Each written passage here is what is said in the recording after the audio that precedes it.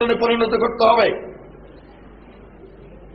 শুধু রাজনৈতিক স্বার্থে নিজেদেরকে ছাত্রত্বের খাতায় নাম লিখে অছত্র দিয়ে যে ছাত্র সংগঠন, এই ছাত্র সংগঠন, অছত্র দিয়ে পরিচালিত ছাত্র সংগঠন মেধার চর্চা করতে পারে না। অছত্র দিয়ে ছাত্র সংগঠন কখনো প্রতিভার বিকাশ সাধন করতে পারে না। অছত্র দিয়ে ছাত্র সংগঠন কখনো আপনার একজন ছাত্রের ব্যক্তিত্ব বিকাশের ক্ষেত্রে অনুকূল ভূমিকা পালন করতে পারে না। আমি অনুরোধ করব অন্যদেরকেও, আমি অনুরোধ করব তোমাদের ছাত্র সংগঠনের নেতৃত্ব বাছাইয়ের ক্ষেত্রেও তোমাদের সংবিধান হোক, তোমাদের গঠনতন্ত্র হোক, তোমাদের কনস্টিটিউশন হোক, একাডেমিক ক্যারিয়ারকেও গুরুত্ব দেওয়া উচিত। যে ছাত্র সংগঠন মেধাবী ছাত্রদের দ্বারা পরিচালিত হয় না, সেই ছাত্র সংগঠনের দ্বারা বা সেই ছাত্র সংগঠনের সংশ্লিষ্ট থেকে নিজেও ভালো ছাত্র হওয়া যায় না। ভালো স্লোগান দেওয়া যেতে পারে, কোন রাজনৈতিক নেতার নামে বড় বড় গেট তৈরি করা যেতে পারে, অথবা কোন রাজনৈতিক নেতার সমাবেশকে বড় করার জন্য ব্যানার নিয়ে মিছিল আসা যেতে পারে,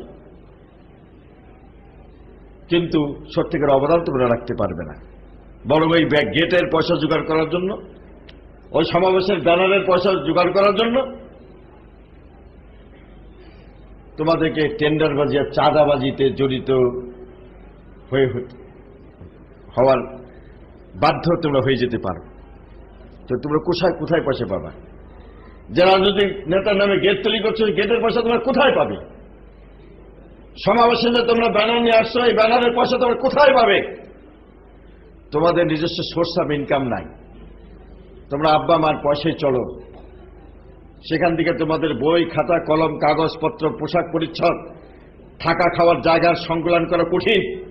এরপর তুমি একটি ছাত্র সংগঠনের পক্ষ থেকে কি করে তুমি গেট তৈরি করছো? অমুক ছাত্র সংগঠনের অত নম্বর ওয়ার্ডের প্রচার সম্পাদক সৌজন্যে কোথা থেকে তুমি পয়সা পাচ্ছ? এই পয়সা জোগাড় করতে গিয়ে তোমাকে অবশ্যই টেন্ডারবাজি করতে হচ্ছে, চাঁদাবাজি করতে হচ্ছে। এই টেন্ডারবাজি চাঁদাবাজির মাধ্যমে শুধু নিজেদেরকে তোমরা সন্তোষে জড়িত করছো, শুধু তাই নয়, এর মাধ্যমে নিজের ব্যক্তিত্ব এবং প্রতিভা নষ্ট করছো এবং তোমাদের সাথে সংশ্লিষ্ট ছাত্র সমাজের ব্যক্তিত্ব বিকাশে বিকশিত করতে তোমরা ক্ষতিগ্রস্ত করছো। বাস্তবতা অত্যন্ত রূঢ়, বাস্তবতা অত্যন্ত রূঢ়। বাস্তবতার মুখোমুখি যখন হওয়া, তখন কেউ তোমার দিকে তাকাবে না। জামাত ইসলামী নেতৃবৃন্দ তার মেয়ে বিয়ে দেওয়ার সময় ছাত্র শিবিরকে তোমরা বেশি স্লোগান দিয়েছ, এটা বিবেচনা করবে না। তোমার ক্যারিয়ার কি তুমি উপার্জন করতে পারো কিনা এইটা নিশ্চিত হয়ে তোমার কাছে মেয়ে বিয়ে দেবে জামাত ইসলামী নেতারা। সেজন্য এখানে তোমাদেরকে অত্যন্ত সচেতন হতে হবে। তোমার নিজের ভবিষ্যৎ, তোমার পরিবারের ভবিষ্যৎ, তোমার নিজের ভবিষ্যৎ, তোমার দেশের ভবিষ্যৎ, এখানে এই কথাটা খেয়াল রাখতে হবে। এই ফর্মে যদি আমরা চলতে পারি, একই শিক্ষা প্রতিষ্ঠানে তোমরা পড়াশোনা করো, একই ক্লাসে তোমরা পড়াশোনা করো। তুমি যেমন একজন মায়ের সন্তান, যে ছেলেটিকে তুমি নির্মমভাবে হত্যা করছো সেও তো একটা মায়ের সন্তান। তোমাকে না দেখলে তোমার মা যেভাবে কান্দি করেন, তোমার বিমর্ষ মুখ দেখলে তোমার মা যেভাবে বিমর্ষ হয়ে যায়, তোমার একই শিক্ষা প্রতিষ্ঠানের সহপাঠী, একই ক্লাসের সাথী, তাকে যখন তুমি লাঠির আঘাত দিয়ে, ছোড়ার আঘাত দিয়ে, বুলেট দিয়ে সার্জারি করে ফেলো, তখন তোমাকে তো চিন্তা করা উচিত তোমার ঘরে মা আছে, তোমার ঘরে আব্বা আছে।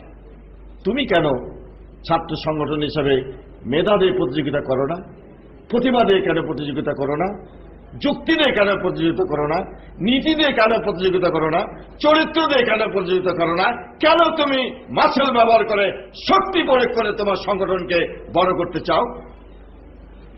এর দ্বারা না নিজেকে বড় করতে পারো, না দেশের কোনো সেবা করতে পারো, না দেশের ভবিষ্যৎ জীবনকে কিছু করতে পারো। এই জন্য আজকে এই মঞ্চে দাঁড়িয়ে বাংলাদেশ ইসলামী ছাত্র শিবিরের পক্ষ থেকে এই ধরনের পবিত্র আয়োজনে আমি দেশের সকল ছাত্র সংগঠনকে বলবো, অন্ধভাবে অন্ধভাবে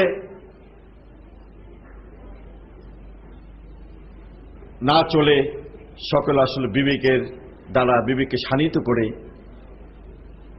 নিজে আব্বা মায়ের মুখের দিকে তাকিয়ে দেশের মানুষের বুকের দিকে তাকিয়ে আমরা নতুন করে চিন্তা করি, নতুনভাবে জাতি গঠনের দিকে এগিয়ে যাই।